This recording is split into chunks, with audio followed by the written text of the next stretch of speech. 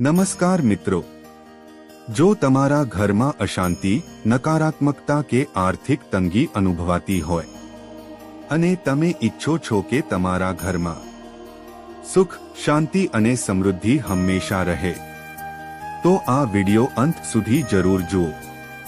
આજે હું તમને એવા સરળ અને ઘરેલું ઉપાયો બતાવીશ જે કરવાથી ઘરમાં સકારાત્મક ઉર્જા વધે છે અને લક્ષ્મીજીની કૃપા સતત રહે છે. પ્રથમ ઉપાય, દરરોજ સવારે કે સાંજે ઘીમાં દીવો પ્રગટાવો. દીવો પ્રગટાવતી વખતે બોલો, ઓમ શ્રી મહાલક્ષ્મીએ નમઃ.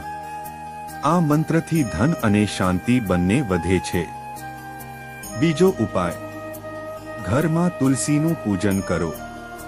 રોજ સવારે તુલસીને પાણી ચઢાવો અને સાંજે દીવો કરો. તુલસી ઘરમાંથી નકારાત્મક શક્તિ દૂર કરે છે. ત્રીજો ઉપાય, ઘર હંમેશા સ્વચ્છ રાખો. સાંજે ઝાડુ લગાવવાનું ટાળો અને પોચાના પાણીમાં અઠવાડિયામાં એકવાર મીઠું ઉમેરો. આ ઉપાય નકારાત્મક ઉર્જા દૂર કરે છે.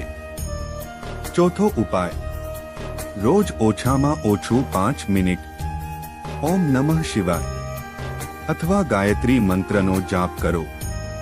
આથી મનને શાંતિ મળે છે અને ઘરનું વાતાવરણ બદલાઈ જાય છે. પાંચમો ઉપાય, તિજોરી ઉત્તર દિશામાં રાખો અને તેમાં લાલ કપડામાં ચાંદીનો સિક્કો મૂકો. આ ઉપાય આર્થિક સ્થિરતા લાવે છે.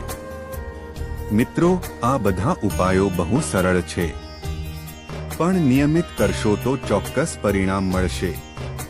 યાદ રાખજો, શ્રદ્ધા અને સકારાત્મક વિચાર સાથે કરેલો ઉપાય હંમેશા સફળ થાય છે.